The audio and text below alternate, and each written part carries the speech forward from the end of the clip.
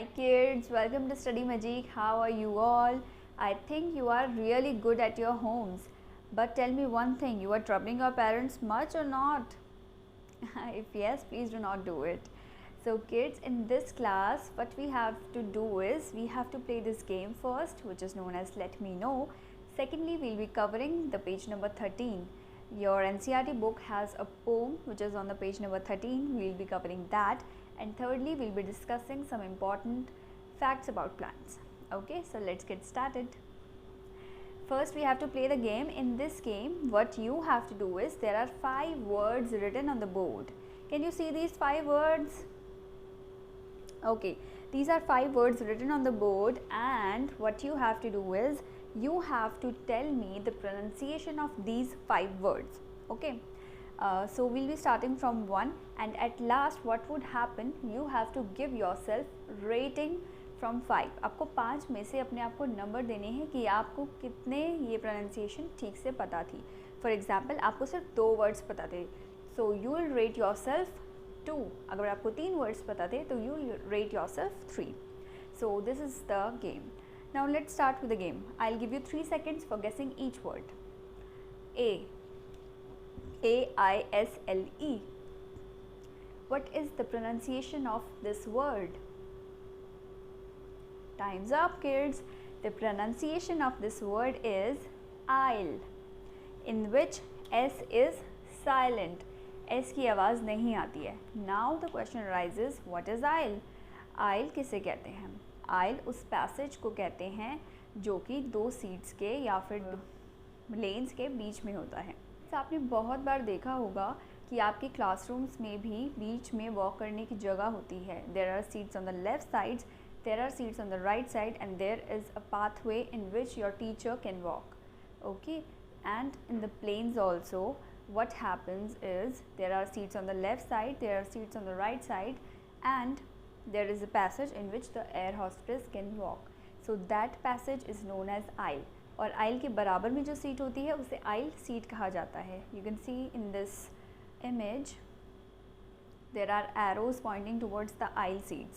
So जो corner में seat होती है उसे aisle seat कहते हैं, उसके बराबर में जो सीट होती है उसे middle seat कहते हैं, एंड जो सीट बिल्कुल विंडो के पास होती है उसे विंडो सीट कहते हैं.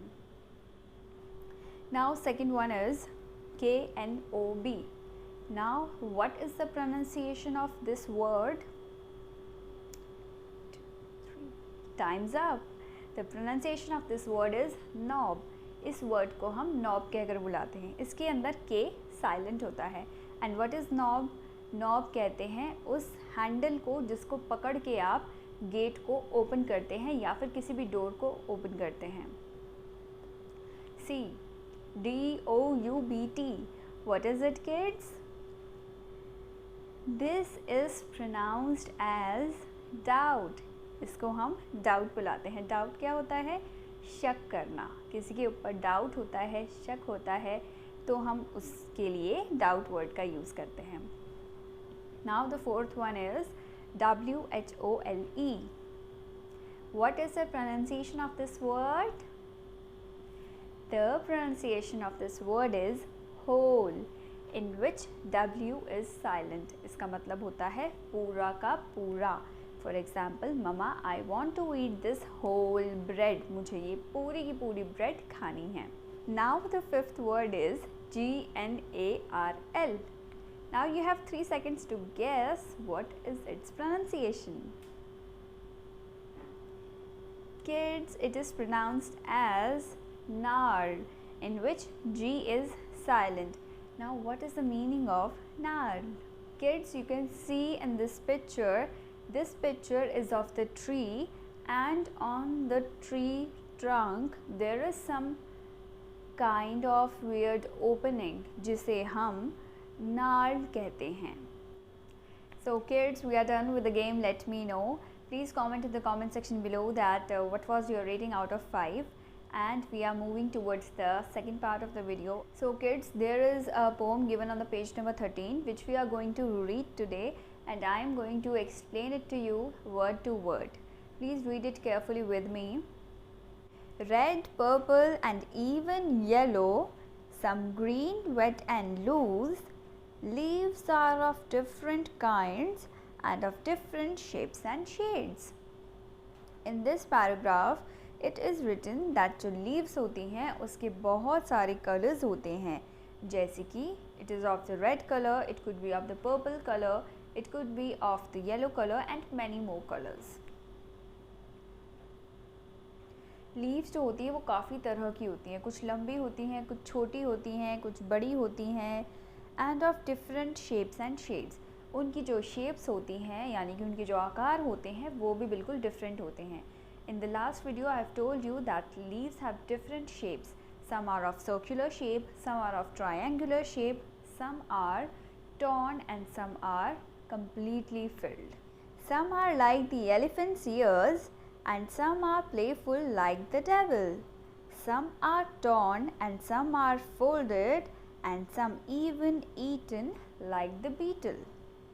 Kids, in the second stanza it is written कि जो हमारी leaves होती हैं वो काफ़ी different होती हैं. कुछ तो इतनी बड़ी होती हैं जो कि elephant के ears का size match कर लेती हैं. You can see the image.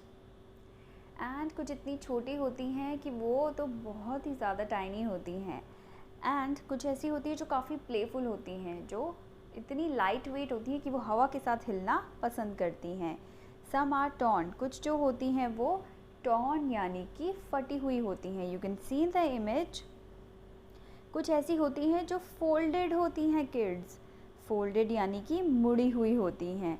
कुछ ऐसी लीव्स होती हैं जिन्हें कि हम ईट यानी कि खा भी सकते हैं, जैसे कि there is a word written betel. Betel means पान का पत्ता. आप लोगों ने काफ़ी बार सुना होगा, कई लोगों को पान खाने की आदत होती है. हम लोग भी जब शादी में जाते हैं कभी कभी हम मीठा पान खाते हैं which is made for kids. तो जो पान का पत्ता होता है दैट इज़ ईटन. मतलब जो लीव्स होती हैं कुछ ऐसी होती हैं जो हम खा भी सकते हैं. और ऐसी कौन कौन सी लीव्स हैं जो हम खा सकते हैं? कोरिएंडर लीव्स, ये वाली लीव्स हम खा सकते हैं. मिंट लीव्स, ये वाली लीव्स हम खा सकते हैं, जिसे कि हम पुदीना कहते हैं. धनिया और पुदीना की चटनी भी बनाई जाती है जिसे हम हरी चटनी कहते हैं. और कौन कौन सी लीव्स हैं जिन्हें हम खा सकते हैं? करी लीव्स यानी कि करी पत्ता, ये भी काफ़ी घरों में मिलता है किड्स, ये भी हम खा सकते हैं. तो काफ़ी सारी जो हमारी पत्तियाँ होती हैं उन्हें हम easily खा सकते हैं. And in the early dawn's darkest hue, you'll find the flowers cry, tear like dew. अब इसका मतलब क्या हुआ बच्चों? Early dawn's darkest hue मतलब सुबह सुबह का जब टाइम होता है तब मौसम थोड़ा ठंडा होता है, तो जो हमारी लीव्स होती हैं उनके ऊपर कुछ ओस की बूंदें गिर जाती हैं जिसे हम इंग्लिश में ड्यू कहते हैं. तो ऐसा लगता है कि जो लीव्स हैं वो क्राई कर रही हैं, मतलब कि वो रो रही हैं. But that is not true. You can see in the image कि ये जो पत्ती है इसके ऊपर कुछ ओस की बूंदें गिरी हुई हैं और ऐसा लग रहा है कि ये पत्तियाँ रो रही हैं. Some are like butterflies, some like bees. कुछ बटरफ्लाइज की तरह होती हैं. बटरफ्लाइज की तरह होती हैं मतलब क्या वो उड़ती हैं? No, butterflies are colourful. Butterflies जो होती हैं वो काफ़ी कलरफुल होती हैं. So you can see in the image कि ये जो पत्तियां हैं ये काफ़ी कलरफुल हैं. ये सिर्फ ग्रीन या सिर्फ रेड कलर की नहीं है, इनमें काफ़ी सारे कलर्स जो हैं वो पाए जाते हैं. इसीलिए यहाँ पर लीव्स को बटरफ्लाई के साथ कंपेयर किया गया है. सम लाइक बीज. बीज यानी कि मधुमक्खियाँ. मधुमक्खियाँ क्या करती हैं? वो काटती हैं. तो इसीलिए यहाँ पर कुछ जो हमारी लीव्स हैं वो कार्निवोरस भी होती हैं, मतलब वो काटने का काम भी करती हैं. अब मैं आपको एक इमेज दिखाऊंगी. इसको बोलते हैं pitcher plant. What is it called kids? Pitcher plant. इसकी स्पेलिंग होती है PITCHER. पिचर प्लांट के बारे में एक बात बताती हूँ. जो ये पिचर प्लांट होता है ये अपना माउथ हमेशा ओपन रखता है. जैसे ही इसके माउथ के पास कोई इंसेक्ट आके बैठता है ये अपने माउथ को ऊपर से क्लोज़ कर लेता है और फिर ये धीरे धीरे उस इंसेक्ट को खा जाता है. इसीलिए यहाँ पर इन लीव्स को बीज से कंपेयर किया गया है kids. Some are hairy and some plain. कुछ हैरी होती हैं। अब हैरी मतलब क्या, उनके हमारे जैसे लंबे लंबे काले काले बाल होते हैं।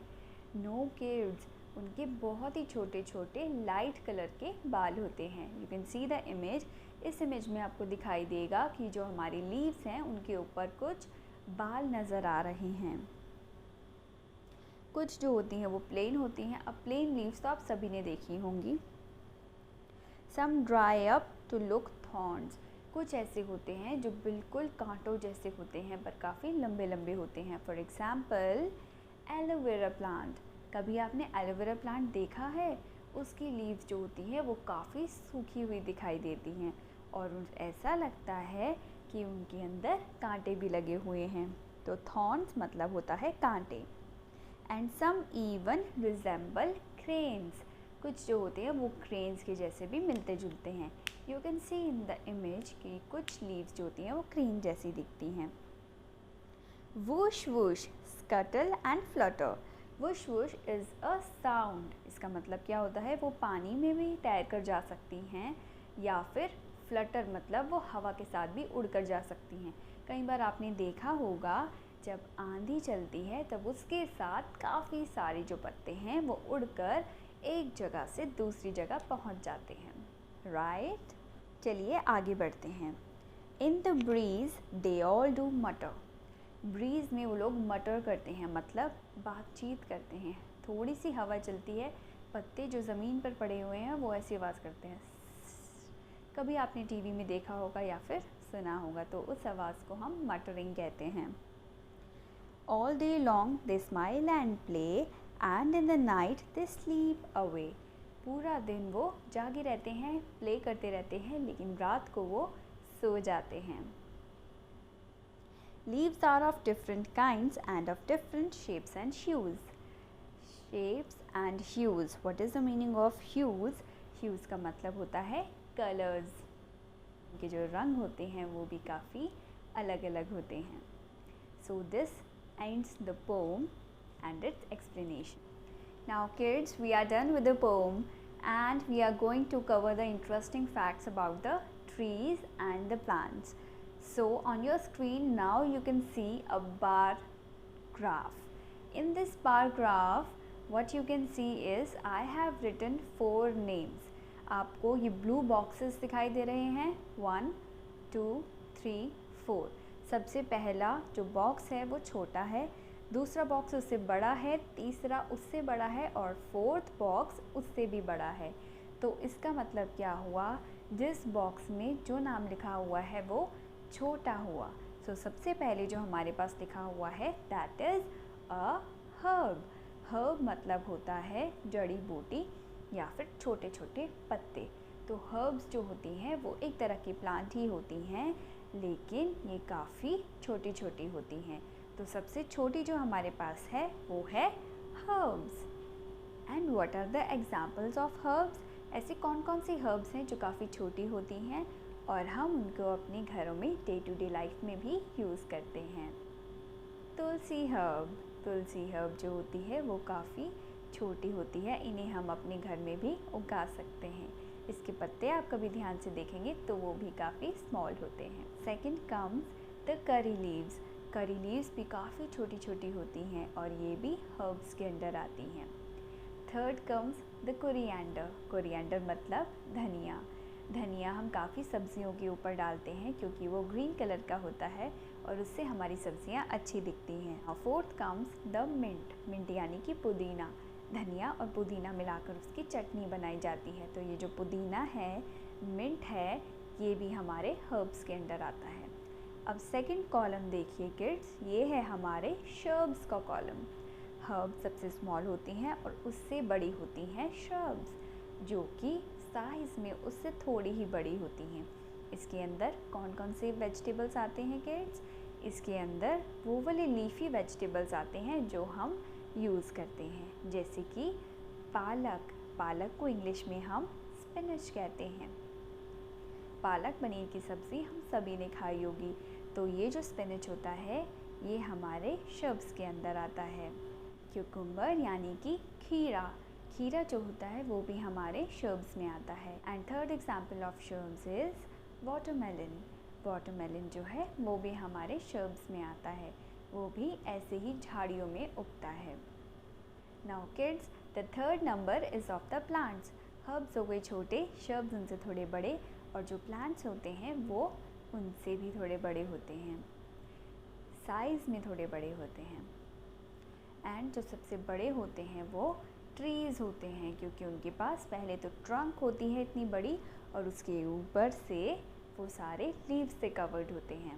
Kids, there are the example of 2 plants as well.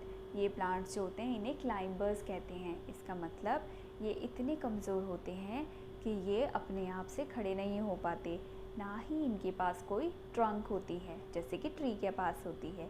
तो ये क्या करते हैं, ये किसी भी पेड़ का सहारा ले लेते हैं या फिर किसी भी घर का सहारा ले लेते हैं, और ये उसके सहारे बढ़ते चले जाते हैं। क्लाइंबर्स का सबसे अच्छा एग्जाम्पल है हमारे ग्रेप्स, ब्लूबेरीज़ एंड चेरीज़। ये सारे के सारे क्लाइंबर्स के अंदर आते हैं। And now comes the root vegetables. ये सारी बातें हो गई जो ज़मीन के ऊपर प्लांट्स हैं, ट्रीज़ हैं, हर्ब्स हैं, शर्ब्स हैं। लेकिन कुछ ऐसे भी प्लांट्स होते हैं जो ज़मीन के नीचे उगते हैं। कुछ ऐसे भी हमारे वेजिटेबल्स हैं जो ज़मीन के नीचे उगते हैं और हम उनको ज़मीन के नीचे से निकाल कर खाते हैं। ऐसे कौन से वेजिटेबल्स होते हैं किड्स? ऐसे वेजिटेबल्स का नाम होता है root vegetables. So in root vegetables the first example is the potato यानी कि आलू हम सभी को बहुत पसंद है, हम सब्जियों में भी डालते हैं, उसका पराठा भी बनाते हैं। तो जो आलू होता है वो ज़मीन के नीचे मिट्टी में उगता है। Second one is the carat जो होती है वो भी ज़मीन के नीचे उगती है। Now kids, this is your page number 14 of your NCERT books. In this, first pointer is color the leaves made around the poem. आपने 13th पेज पर जो पोम अभी मेरे साथ पढ़ी थी उसके आसपास कुछ लीव्स बनी हुई हैं। उन लीव्स को आपको क्या करना है किड्स? आपको उसमें कलर्स करने हैं। Collect a few leaves of plants like lemon, mango, neem, basil, mint and coriander. आपको इन सब लीव्स को इकट्ठा करना है। ये सारी की सारी लीव्स आपको अपने घर में ही आराम से मिल जाएंगी। उसके बाद आपको क्या करना है किड्स? आपको उसको अपने हाथ पे रखना है, उसको क्रश करना है यानी कि उससे मसलना है, और उसके बाद आपको उसे स्मेल करना है। इससे आपको पता चलेगा कि भले ही सारी लीव्स देखने में ग्रीन हैं, लेकिन उन सब का जो स्मेल है वो काफ़ी डिफरेंट होता है। So this is the activity which you have to do. अब आपको ये देखना है कि आपने सारी लीव्स की स्मेल पहचान ली, पर अगर आपको आंख बंद करके एक लीव दी जाए और आपसे कहा जाए कि आपको बिना देखे सिर्फ स्मेल करके बताना है कि ये लीव किसकी है, तो क्या आप कर पाएंगे? किड्स, अब आपको अपने बॉक्स में 3 पिक्चर्स दिखाई दे रही हैं जो कि बिल्कुल ड्राई लीव्स से बनी हुई हैं। ड्राई लीव्स कौन सी होती हैं किड्स? जो अपने आप पेड़ से टूटकर या फिर प्लांट से टूटकर ज़मीन पर गिर जाती है। तो कई लोग उसे इकट्ठा कर लेते हैं और उससे इमेजेस बनाते हैं। तो आपको भी ऐसा ही करना है। आपको अपने घर में जो टूटी हुई लीव्स हैं उनको लेना है। सूखी हुई लीव्स हैं, आप उनको फेविकॉल लगाकर चिपका सकते हैं अपनी ड्राइंग शीट पर और उससे नाइस इमेजेस बना सकते हैं। So kids, that was it for today's video. We'll meet in the third video very soon. Till then, take care. Bye bye. Thank you so much for watching the video. Please like it if you do like it.